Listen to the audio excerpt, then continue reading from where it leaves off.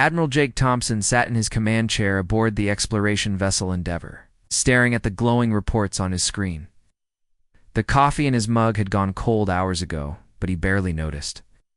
Another sleepless night in the Outer Rim territories was becoming routine for him and his crew. "Admiral, we have incoming transmissions from Mining Station Delta 7. Called out Lieutenant Maria Rodriguez from her position at the communications console. Her voice carried the exhaustion that had settled over the entire bridge crew after weeks of dealing with escalating problems. Jake rubbed his weathered face and turned toward her. "What's the situation this time, Maria?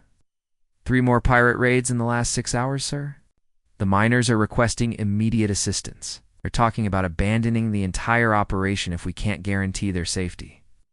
Maria's fingers danced across her controls as she pulled up the detailed reports. "The attacks are getting bolder. These aren't just hit-and-run operations anymore."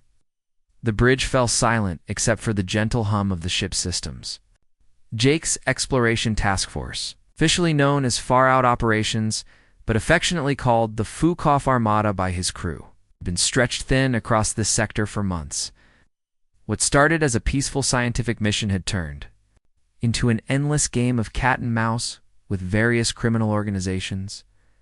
"How many ships do we have available for response?" Jake asked, though he already knew the answer would disappoint him. "The usual 12, sir," replied Captain Lisa Davis. Over the come from her converted research vessel Curiosity, though Engineer Bob Stevens reports that the Rockhopper's mining laser array is still acting up after yesterday's encounter with those smugglers. Jake stood up and walked to the main view screen where the starfields stretched endlessly before them. Somewhere out there, honest workers were being terrorized by criminals who thought the Outer Rim was lawless territory. The nickname Fukoff Armada had started as a joke among his crew, a play on their official Far Out Operations designation and their habit of telling troublemakers to leave them alone. It felt appropriate for different reasons. "All ships. This is Admiral Thompson," he announced, activating the fleet-wide communication system. "We're moving to assist Mining Station Delta 7. Standard formation, but be ready for anything. These pirates are getting more aggressive." As his small fleet began maneuvering toward the troubled sector, Jake decided to send a general warning on all frequencies. It was a tactic that sometimes worked to scatter smaller criminal groups without the need for actual combat. "This is Admiral Thompson of the Terran Fukoff Armada to all hostile vessels in the vicinity," he broadcast, his voice carrying the authority of someone who had spent decades in space. "You have 10 minutes to fuke off from our territory before we respond with extreme prejudice. This is your only warning." The transmission shot out across space, riding electromagnetic waves toward its intended targets. Jake hoped it would be enough to make the pirates think twice about their activities. His 12 ships weren't exactly an overwhelming force, but they had earned a reputation for being resourceful and determined. What Jake couldn't have known was that his message had traveled much farther than intended. Deep in space, hidden among the asteroid fields of a distant system, sat a Galactic Council monitoring station. The facility, designed to intercept and analyze communications from various species, operated with sophisticated equipment that could detect transmissions across vast distances. The alien communication officer on duty was a creature called Vex, whose 6 arms allowed him to operate multiple control panels simultaneously. His species, the monitoring caste of the Council, took pride in their ability to process information quickly and accurately. When Jake's transmission reached the station, Vex immediately began running it through the Universal Translator. Matrix. The Universal Translator was one of the galaxy's most important technological achievements, allowing thousands of different species to communicate despite vastly different languages and concepts. However, like all complex systems, it occasionally produced unexpected results when dealing with unfamiliar terms or cultural references. Vex watched as the translation algorithms worked to process the human transmission. The word Fukoff proved particularly problematic for the system. Without proper cultural context, the translator attempted to derive meaning from root words and emotional undertones in the transmission. The result was a translation that bore little resemblance to Jake's actual message, "This is the Supreme War Leader of the Terran Fukoff Death Fleet," the translated message read. "We command the power to obliterate existence itself. Surrender or face annihilation beyond comprehension." Vex's multiple eyes widened in shock as he read the translation. His arms trembled as he immediately flagged the message for priority distribution. To all council members, within minutes the translated transmission was racing across the galaxy through the council's emergency communication network. The first to receive the message was the Zephyrian Empire, a militaristic civilization that controlled several dozen star systems. Their war council, a group of hardened military leaders who had never retreated from any conflict, convened an emergency session within hours. The Zephyrians had fought wars against species armed with planet-destroying weapons, but the implied power in the human message sent chills through their ranks. A death fleet that commands the power to obliterate existence itself, read war leader Cathex to the assembled council. "We have encountered humans before, but intelligence suggested they were a minor species with limited military capability. The crystalline beings of Rathor, known throughout the galaxy for their logical approach to all situations, received the transmission shortly after the Zephyrians. Their analysis computers worked frantically to process the implications of the human message. Within hours, they had reached a startling conclusion and began preparing formal surrender documents. Reasoning that resistance against such overwhelming power would be illogical, the Krell Dominion, masters of several trade routes, and known for their cautious approach to galactic politics, took immediate action upon receiving the message. Their leadership ordered the evacuation of all border worlds that might potentially fall within human territory. Massive transport ships began loading civilians and essential equipment for relocation to safer systems. As the panic spread through galactic civilization, Jake Thompson and his crew continued their routine patrol operations, completely unaware of the chaos their simple warning had unleashed. The 12 ships of the Fukoff Armada moved steadily toward mining station Delta 7. Their crews focused on the mundane task of protecting honest workers from common criminals.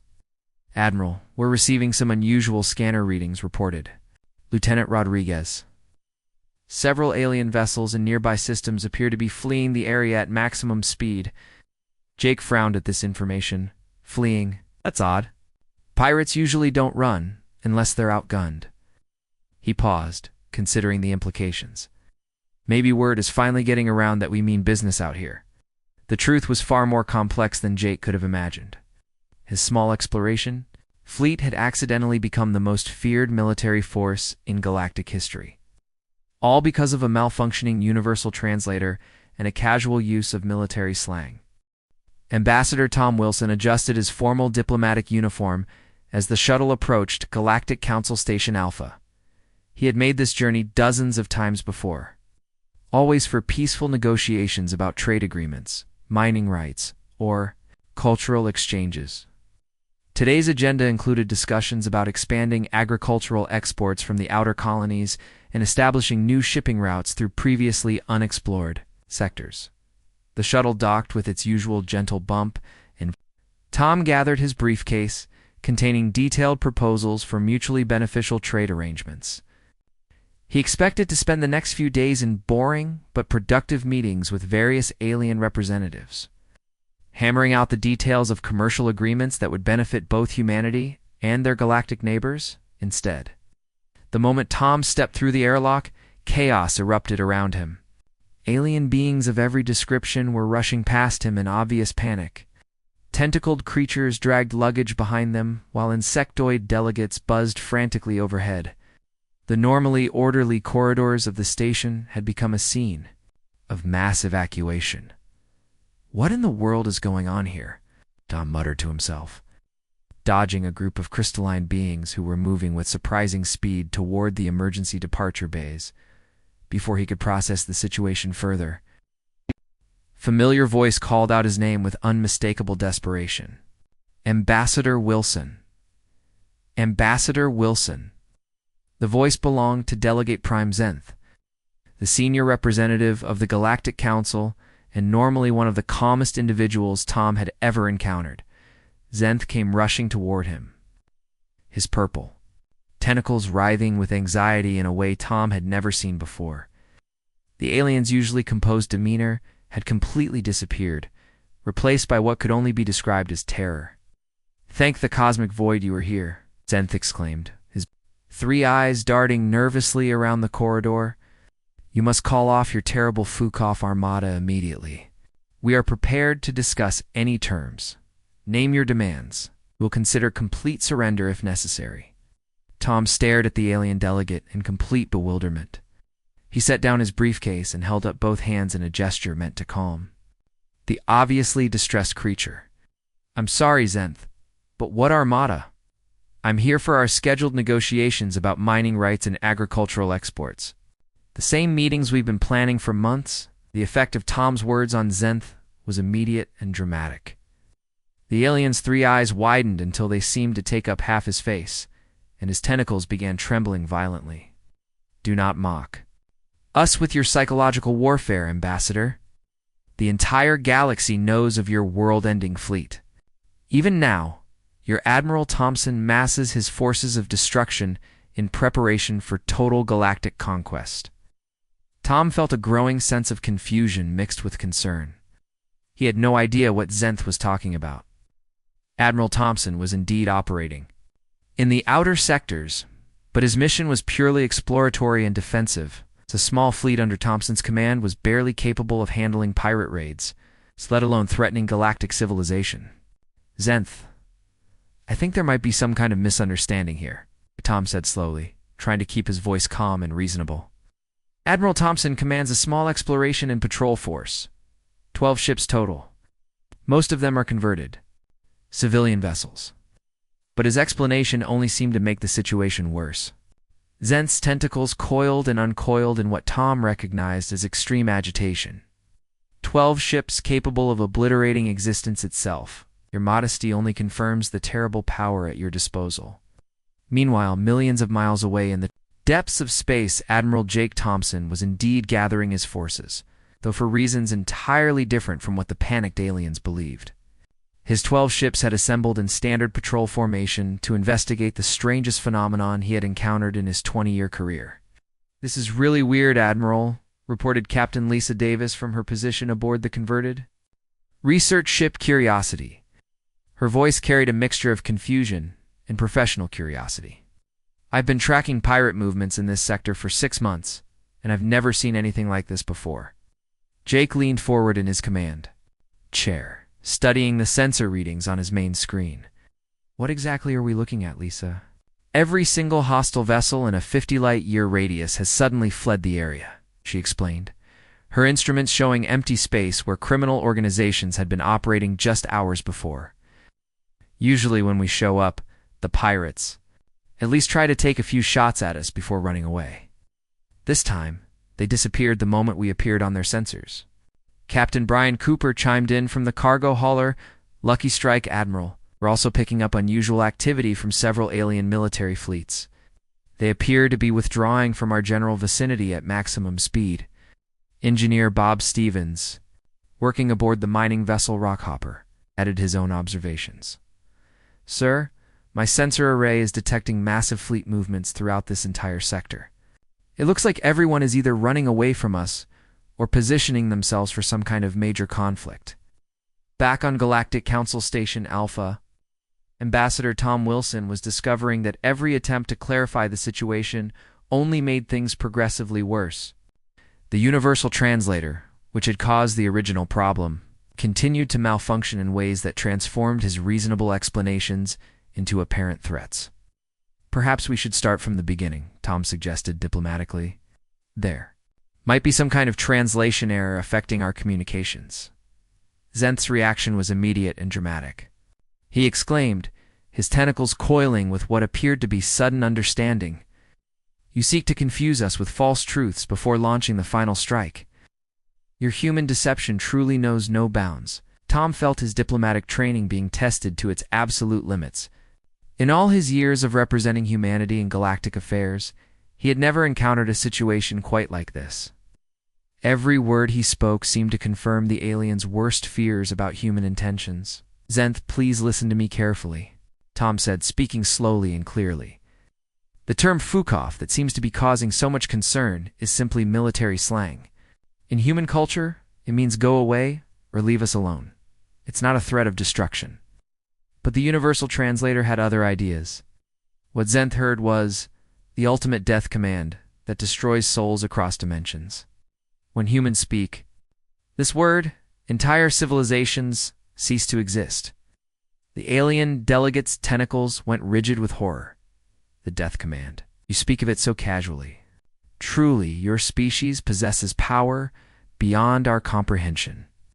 Tom realized that he was trapped in a nightmare of miscommunication. Every attempt to explain the situation rationally only seemed to convince the aliens that humans were engaging in sophisticated psychological warfare. He could see other delegates in the corridor stopping to listen to their conversation, their various alien features showing expressions of fear and amazement, desperate to restore some semblance of sanity to the situation. Tom activated his emergency communicator to contact Admiral Thompson directly. Admiral Thompson, we might have a small diplomatic situation here, he said, trying to keep his voice calm despite the chaos surrounding him. Jake's voice crackled through the device. Tom is. Everything all right? We're seeing some unusual fleet movements out here. Every alien ship in the sector seems to be running away from us. Hearing the Admiral's voice, Zenth and the other nearby delegates froze in absolute terror, apparently convinced they were witnessing the coordination of a massive military operation. Tom realized with growing horror that he had accidentally made the situation even worse by demonstrating direct communication with the supposedly terrifying Fukoff Armada. The diplomatic crisis was spiraling completely out of control, and Tom had no idea how to fix it. 3 weeks had passed since the initial diplomatic crisis at Galactic Council Station Alpha, and the situation had grown far beyond anything Ambassador Tom Wilson could have imagined. What started as a simple translation error had snowballed into a galactic phenomenon that was reshaping interstellar politics. Tom found himself in the bizarre position of being both the most feared human representative in the galaxy and the most desperately sought after diplomat by terrified alien civilizations. The emergency conference room on Station Alpha buzzed with tension as representatives from dozens of species gathered around the massive circular table. Tom sat at his designated position, trying to maintain the calm, diplomatic demeanor that had served him well throughout his career. Even though internally he was still struggling to understand how everything had gone so wrong, his secure communicator crackled to life with an encrypted transmission from Earth Command. Ambassador Wilson, this is Colonel Mike Johnson at Central Command. We have a developing situation that requires your immediate attention. Tom activated his earpiece, keeping his expression neutral as the alien delegates watched him carefully. Go ahead, Colonel, what's the situation? The hegemony of Krath is mobilizing their entire battle fleet against our colonies in the Centauri sector, Colonel Johnson reported, his voice carrying the weight of serious military concern. Our intelligence indicates they believe we're bluffing about our military capabilities. They seem convinced that the Fukoff Armada is nothing more than propaganda designed to intimidate weaker species. Tom glanced across the negotiation table at the assembled alien delegates, his eyes settling on the Krath representative who had been causing problems throughout the negotiations. General Thurok was a massive reptilian creature, standing nearly 8 feet tall with scales that seemed to shimmer with an inner light. His predatory eyes held a mixture of contempt and challenge that made Tom's diplomatic instincts go on high. Alert. Your pathetic humans hide behind myths and legends, General Thurok growled, his voice carrying the rumbling undertones common to his species. This so-called Fukoff Armada is nothing but elaborate propaganda designed to frighten simple-minded species into submission. Our intelligence services have conducted thorough investigations, and we know the truth. The general leaned forward across the table, his massive claws scraping against the polished surface. You have barely a dozen ships in that entire sector. Most of them converted civilian vessels with minimal military capability. We are not intimidated by your psychological warfare tactics. Tom felt the weight of the moment pressing down on him. He knew that General Thurok was absolutely correct about the size and composition of Admiral Thompson's fleet. The 12 ships under Thompson's command were indeed mostly converted civilian vessels with limited military capabilities. However, Tom also knew that admitting this truth would likely result in the immediate invasion of human colonies by the Krath hegemony. Taking a deep breath, Tom allowed a mysterious smile to cross his face. General Thurrock, you are certainly welcome to test that theory if you feel confident in your assessment. Of course, I should mention that Admiral Thompson has been asking his superiors when he might be permitted to demonstrate the full capabilities of his fleet. The effect of Tom's words on the other alien delegates was immediate and dramatic. Crystalline Vrothry representative, who had been quietly observing the exchange, suddenly began frantically updating what appeared to be surrender documents on his portable device. The tentacled Zephyrian delegates' appendages began writhing with obvious anxiety, while several other representatives shifted nervously in their seats. General Thurrock's confident expression faltered slightly as he noticed the reactions of the other delegates. You speak in riddles and implications, human. If your fleet possesses such terrible power, why do you not simply demonstrate it and end all doubt? Tom maintained his mysterious smile while his mind raced to find an appropriate response. General, surely a military commander of your experience understands the concept of proportional response. The galaxy has remained peaceful precisely because certain capabilities have not needed to be fully demonstrated. Meanwhile, millions of miles away in the depths of space, Admiral Jake Thompson was dealing with problems that were far more mundane than the galactic crisis his fleet had accidentally triggered. His 12 ships were conducting routine maintenance operations when engineer Bob Stevens reported an embarrassing technical malfunction. Admiral, we have a situation with the mining laser array on the Rockhopper, Stevens called from his engineering station. His voice carried the frustration of someone dealing with equipment that refused to cooperate. I was attempting to extract platinum deposits from asteroid 247 Alpha when the targeting system experienced a calibration error. Jake looked up from his morning reports with mild concern. What kind of calibration error, Bob? Please tell me. You didn't accidentally blow up the asteroid. No, sir, nothing that dramatic, Stevens replied, though his tone suggested the reality might be almost as problematic. The laser array carved a message into the asteroid's surface during the extraction process. The word doom is now visible from approximately 50,000 kilometers away.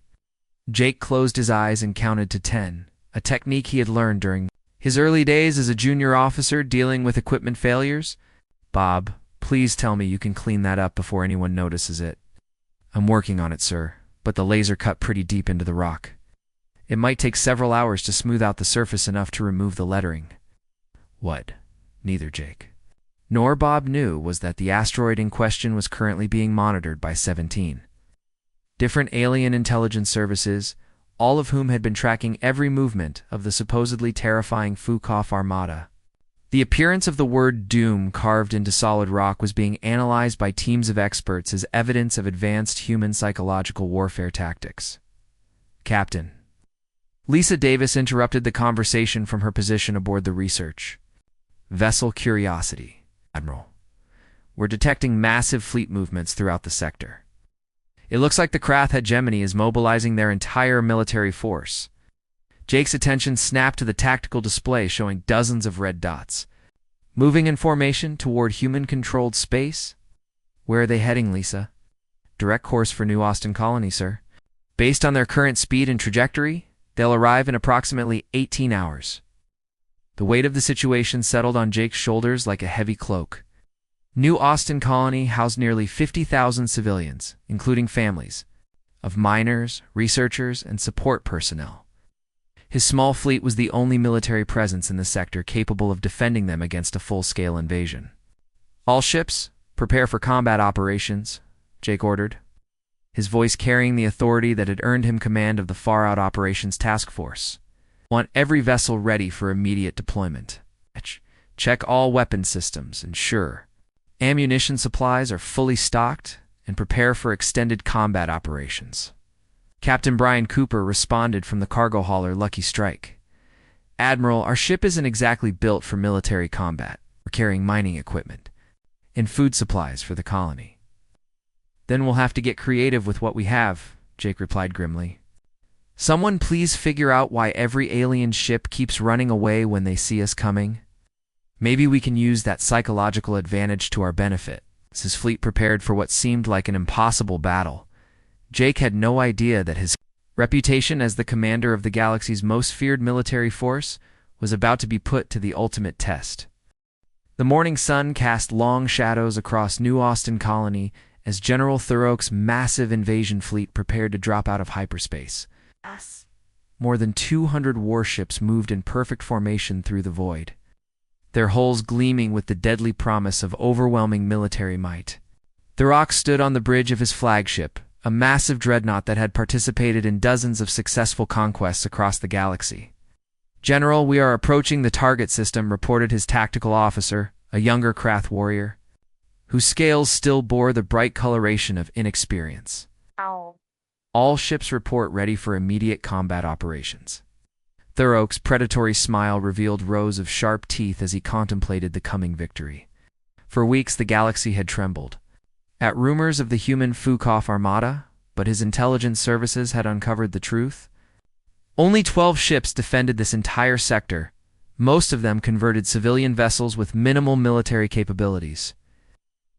Today would expose the humans as frauds and establish Krath dominance over this region of space. Prepare to demonstrate human weakness to the entire galaxy, Thurok commanded, his voice carrying across the bridge with supreme confidence. When we broadcast images of their pathetic fleet's destruction, no species will ever again fear these deceptive creatures. The fleet dropped out of hyperspace in a coordinated maneuver that had been practiced countless times. Thurok expected to find panicked human ships fleeing in terror, or perhaps already surrendering to avoid inevitable destruction. Discovered something that gave him pause. Admiral Jake Thompson's 12 ships were arranged in what appeared to be an incredibly sophisticated tactical formation. The vessels were positioned at precise intervals and angles that suggested advanced military planning. Thurok had studied human military doctrine for months, but this formation was unlike anything in his intelligence files. What Thurok didn't realize was that the impressive formation was actually just the standard patrol pattern that Jake's fleet had been using for months to efficiently monitor asteroid mining operations and watch for pirate activity. The seemingly complex positioning was designed to maximize sensor coverage and communication links. It's not to prepare for major fleet combat. Unknown vessels. This is Admiral Thompson of the Terran Fukoff Armada, came the transmission from the lead human ship. Jake's voice carried the calm authority of an experienced commander addressing what he assumed were more pirates. "You are ordered to Fukoff immediately, or face the consequences." The universal translator aboard Thurok's flagship immediately began processing the human transmission. The same malfunction that had caused the original galactic panic once again transformed Jake's simple warning into something far more ominous. What Thurok heard was, "Behold the herald of ultimate destruction. Witness the approach of cosmic annihilation." Thurok felt a chill run down his spine despite his determination to expose human weakness. The human ships looked ordinary enough, but months of intelligence reports had insisted these vessels contained weapons beyond galactic comprehension. Perhaps the humans were simply more skilled at concealing their true capabilities than anyone had realized. "All ships advance on the human formation," Thurok ordered, though his voice carried less confidence than before. "Maintain attack pattern Delta and prepare to engage on my command." The massive Krath fleet began moving forward, their weapons systems charging and targeting computers locking onto the human vessels. Thurok watched his tactical display as the distance between the fleets steadily decreased. Soon, the galaxy would witness the true nature of human military power. What happened next would be studied by military academians for centuries. Though none of them would ever understand the true sequence of events, Captain Lisa Davis, commanding the converted research ship Curiosity, realized that her small fleet was facing impossible odds. 12 ships against more than 200 was beyond hopeless. But she was determined to make the enemy pay dearly for their victory. "Bob Can, you rigged the mining lasers to overload?" she called to engineer Bob Stevens aboard the mining vessel Rockhopper. "If we're going down, we might as well take some of them with us." Stevens responded immediately, his hands flying across the engineering controls. He knew better than anyone in the fleet. "Sure thing, Captain. Give me 30 seconds and we'll get some real pretty explosions out of this old equipment." The mining laser aboard the rockhopper had been designed to cut through solid asteroid rock for mineral extraction. Stevens quickly bypassed several safety systems and redirected power from the ship's engines directly into the laser array. The result was a beam of energy far more powerful than anything the original designers had intended. When the overloaded mining laser fired at the lead craft battlecruiser, the results exceeded everyone's expectations. The beam concentrated enough to slice through dense rock formations, cut through the enemy ship's armor plating like it was made of paper. The massive vessel split in half with a brilliant explosion that sent debris spinning in all directions. "By the void," General Thurrock whispered, his confident demeanor evaporating instantly. They destroyed a battlecruiser with a single shot from what appeared to be a minor support vessel. The destruction of his lead ship sent shockwaves through the craft formation, but Thurrock was too experienced a commander to retreat after losing just one vessel.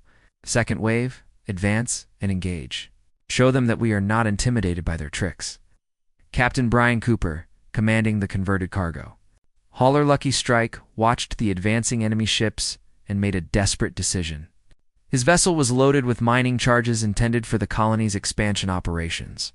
High-grade explosives designed to break up large asteroid formations. "All hands, prepare for emergency cargo dump," Cooper announced to his small crew. "We're going to give these lizards something to think about." The Lucky Strike ejected several tons of mining charges into space, the cylindrical explosives spreading out in a wide pattern directly in the path of the advancing craft's second wave. To the enemy commanders, it appeared to be some kind of advanced mine-laying operation, using technology they didn't recognize. Engineer Stevens, monitoring the situation from the rockhopper, realized what Cooper was attempting and quickly activated the remote detonation system that was standard equipment for all mining charges. The explosives had been designed to fracture asteroid formations. But when they detonated in the middle of a fleet formation, the results were devastating. 12 Krath warships disappeared in a series of brilliant explosions that lit up the void like a string of miniature stars. The surviving vessels in the second wave found themselves flying through a debris field of twisted metal and superheated plasma. "This is impossible," General Thurrock stammered, watching his tactical display as ship after ship reported massive damage or complete destruction. "No species possesses this level of destructive capability. These humans are using weapons that violate the known laws of physics." The psychological impact of losing 13 ships in less than 2 minutes was more devastating than the actual military losses. Thurrock's fleet had expected to face desperate human resistance. But this level of casual destruction suggested they were dealing with technology far beyond anything in their experience. "All ships, immediate retreat," Thurrock commanded, his voice cracking with fear. "Full emergency withdrawal. Do not engage the enemy fleet under any circumstances." Admiral Jake Thompson watched from his command chair as the massive enemy fleet suddenly turned and fled at maximum speed. He had expected a desperate battle that might last for hours, with heavy casualties on both sides. Instead, the enemy had retreated after less than 5 minutes of actual combat. Well, Jake said to no one in particular. That was easier than expected. 6 months had passed since the incredible events at New Austin Colony, and the galaxy had settled into a strange new reality that nobody quite understood. Ambassador Tom Wilson sat in his spacious new office on Galactic Council Station Alpha, staring out at the stars while trying to comprehend how a simple translation error had completely reshuffled galactic politics. His office was now 3 times larger than before, with a panoramic view of space that reflected his newfound status as humanity's most important diplomatic representative. The morning briefing reports covered his desk like a daily reminder of the absurd situation that had become his normal routine. Trade agreements, territorial concessions, and requests for protection arrived hourly from species across the galaxy. What had started as routine negotiations about mining rights had somehow evolved into managing humanity's accidental galactic empire. Captain Jennifer Martinez, his newly assigned aide and former military intelligence officer, entered the office carrying her usual stack of diplomatic communications. Her crisp uniform and professional demeanor had been essential in helping Tom navigate the increasingly complex political landscape that surrounded them. The Krath hegemony has formally surrendered all territorial claims in the Outer Rim sectors, Jennifer reported, setting down a thick document covered in elaborate alien script. They're also offering tribute payments of rare minerals and requesting mercy from the Fukoff Armada. Yes. General Thurok personally signed the surrender documents and asked me to convey his people's eternal gratitude for being allowed to continue existing. Tom shook his head in amazement, still struggling to believe the transformation that had occurred. The same General Thurok who had sneered at human military capabilities just months ago was now sending gifts and begging for peaceful coexistence. And Admiral Thompson still doesn't know why everyone in the galaxy is afraid of his exploration fleet. He's starting to suspect something unusual is happening, Jennifer replied with a slight smile. Especially after the Varathri crystalline beings offered to build him a massive statue made from their most precious gems. He keeps asking why alien civilizations want to honor an exploration mission. Their conversation was interrupted by the door chime, followed by the arrival of Admiral Jake Thompson himself. The veteran space officer looked thoroughly confused as he entered the diplomatic suite, his weathered face showing the bewilderment of someone trying to solve an impossible puzzle. "Tom, I need to ask you something important," Jake said, settling into one of the comfortable chairs near Tom's desk. "Why does every alien ship in the galaxy run away the moment they detect us on their sensors? And why did the Galactic Council just offer me the title of Supreme Naval Commander of all known space? My crew thinks I'm losing my mind." Tom and Jennifer exchanged meaningful glances, both recognizing that the moment of truth had finally arrived. For months, they had been managing the diplomatic consequences of the galactic misunderstanding while Jake remained blissfully unaware of his fleet's terrifying reputation. Tom took a deep breath and leaned forward in his chair. "Jake, sit down and make yourself comfortable. This explanation's going to take quite a while, and you're probably not going to believe most of it." For the next hour, Tom carefully explained the entire sequence of events that had transformed Jake's small exploration fleet into the galaxy's most feared military force. He described the universal translator malfunction, the panic that had spread through alien civilizations, and the series of accidents that had convinced everyone that humans possessed weapons capable of destroying entire star systems. "Admiral." Thompson listened in stunned silence as the story unfolded, his expression shifting from confusion to disbelief to amazement. When Tom finished explaining how the Battle of New Austin Colony had been won through mining equipment and pure luck, Jake leaned back in his chair and began laughing. "So you're telling me that my 12-ship exploration fleet accidentally conquered half the galaxy because of a malfunctioning translation program?" Jake asked, wiping tears from his eyes. "Bob Stevens' mining laser glitch and Brian Cooper's cargo dump somehow convinced the Krath that we have superweapons." "That's essentially correct," Tom confirmed, unable to suppress his own smile at the absurdity of the situation. "Your routine patrol operations have been interpreted as strategic positioning of the galaxy's most devastating military force." Jake continued laughing for several minutes before finally composing himself. "Well, I'll be completely damned. So what do we do now? We tell everyone the truth and watch the galaxy descend into chaos, or do we keep pretending that we're cosmic destroyers?" Tom smiled and gestured toward the stack of peaceful trade agreements and diplomatic proposals covering his desk. "Now we keep the secret and make sure the galaxy stays peaceful. Your Fukoff Armada seems to be doing a better job of maintaining interstellar order than any actual military force in galactic history. Piracy has virtually disappeared. Territorial disputes are being resolved through negotiation instead of warfare. And dozens of species are actively seeking peaceful cooperation with humanity." "That actually works for me," Jake replied thoughtfully.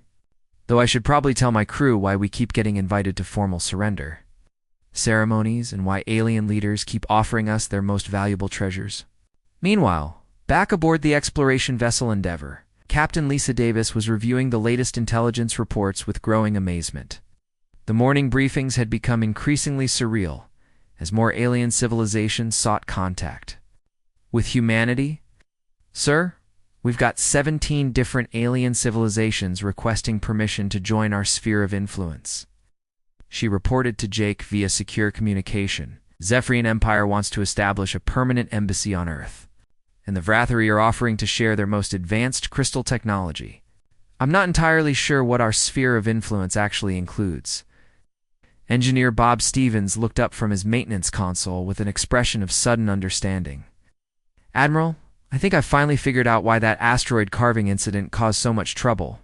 I've been analyzing the Universal Translator protocols. It turns out the system has been rendering everything we say as death threats or declarations of cosmic dominance. Jake activated his fleet-wide communicator to address his confused crew members. This is Admiral Thompson of the Fukoff Armada. Continue standard patrol operations. And remember that we're still just an exploration fleet that wants to be left alone to do our job. The transmission traveled across space through the galaxy's communication networks, where the malfunctioning Universal Translator immediately converted Jake's reasonable message into something far more ominous. What alien civilizations received was, "Behold, mortals, the eternal commander of the fleet of infinite destruction declares his dominion over the cosmos. All shall submit to the peaceful tyranny of absolute power."